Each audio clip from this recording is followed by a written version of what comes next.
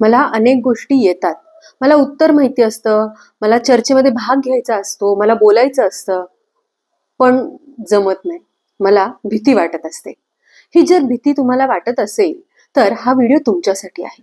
ही भीती आपल्याला का वाटते, काय कारण आहेत भीती वाटण्याचे, आणि त्या भीतीचा त्याला ओव्हरकम कसं करायचं ते मी या व्हिडिओमध्ये सांगणार आहे. त्यामुळे व्हिडिओ हा आपण शेवटपर्यंत बघा. नमस्कार, मी प्रोफेसर अपर्णा अष्टपत्रे शिसोदे. आपल्याला जी भीती वाटत असते ना, ती का वाटते? तर भीती हा माणसाचा मूलभूत इन्स्टिंक्ट आहे. आपल्या सगळ्यांना भीती वाटत असते. काही जणांना कमी भीती वाटते, काही जणांना जास्त भीती वाटते. फक्त आपण काय म्हणू की प्रमाणामध्ये फरक आहे, पण भीती सगळ्यांना वाटते. पण आता एखाद्या प्राण्याची भीती वाटत असेल किंवा काही गोष्टी करायची भीती वाटत असेल तर ह्या दोन्ही भीतीमध्ये फरक आहे. प्राण्यांची भीती वाटत असेल, पालीची भीती वाटते, उंदराची भीती वाटते.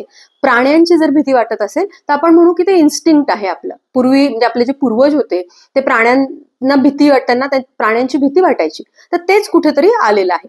पण मला काही करायचं आहे, 4 लोकांसमोर बोलायचं आहे, मला उत्तर येत आहे पण हात वर करून मला उत्तर सांगता येत नाही, ही जी भीती वाटते ना, यामागे मात्र मानसशास्त्रीय कारण आहे.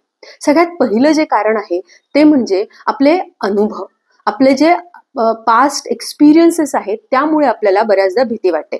कधीतरी आपण 4 लोकांमध्ये बोललो असू, आपल्याला कोणीतरी हसलं असेल किंवा उत्तर द्यायचा प्रयत्न केला असेल, आपल्याला उत्तर जमलेलं नाहीये, म्हणजे असे अनुभव जे निगेटिव्ह आहेत, ज्याचा मला त्रास झालेला आहे आणि ते आपल्या मनामध्ये कुठेतरी राहिलेले आहेत आणि त्याचा परिणाम म्हणून मग पुढच्या वेळेला आपल्याला भीती वाटत असते.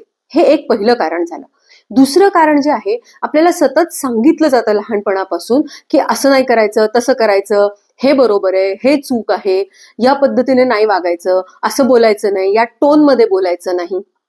इतक्या सूचना आपल्या दिल्या गेलेल्या असतात की आपण जे करतोय ते बरोबर आहे का नाही याविषयी आपल्याला सतत मनामध्ये शंका असते आणि त्यामुळे सुद्धा आपल्याला भीती वाटत असते.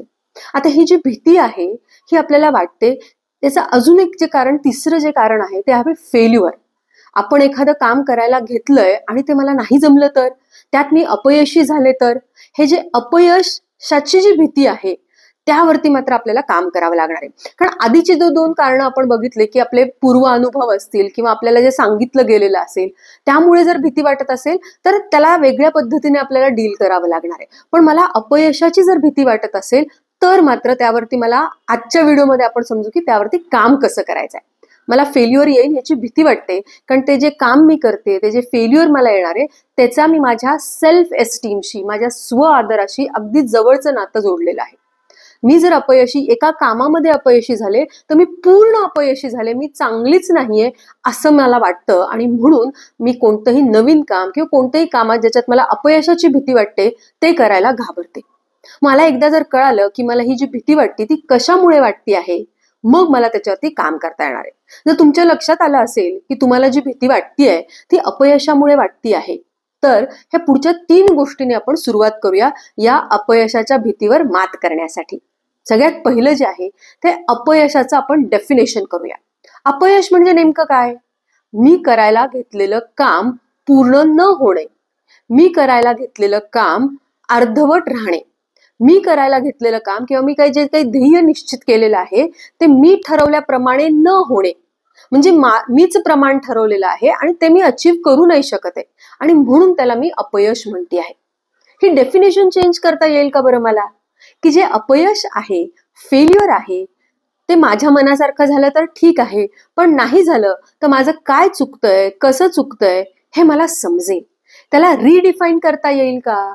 ज्या गोष्टीला मी अपयश म्हणते आणि ज्याच्यामुळे मला भीती वाटतेय त्याला मी त्याची व्याख्या त्याची पुन्हा एकदा नीट लिहिता येईल का? आणि असं म्हटलं जातं की आपण एकतर विन करतो, म्हणजे आपल्याला एकतर यश मिळतं किंवा आपण काहीतरी शिकतो. अपयश नावाची गोष्टच नाहीये खरं तर. कारण जर मी एखादं काम करते आहे आणि ते मला नाही जमलं तर मला कळेल की अरे या पद्धतीने केलं तर ते जमत नाहीये किंवा माझे एफर्ट्स कमी पडतात किंवा जे काही असेल, जी कारणं आहेत ती मला कळणार आहेत. त्यामुळे सगळ्यात पहिले जर मला भीती वाटत असेल अपयशाची तर मला अपयशाची व्याख्या बदलावी लागणार आहे.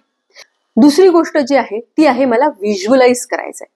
मला बघायचं आहे की मी अपयशी जर झाले तर काय काय होऊ शकतं. टोकाला जायचे, मला माहिती आहे ह्याचीच आपल्याला भीती वाटत असते, पण आपण विचारांमध्ये जाऊया ना की मी एखादं काम करायला घेतलंय, ते नाही झालं, त्यात मी अपयशी झाले तर काय होणार आहे.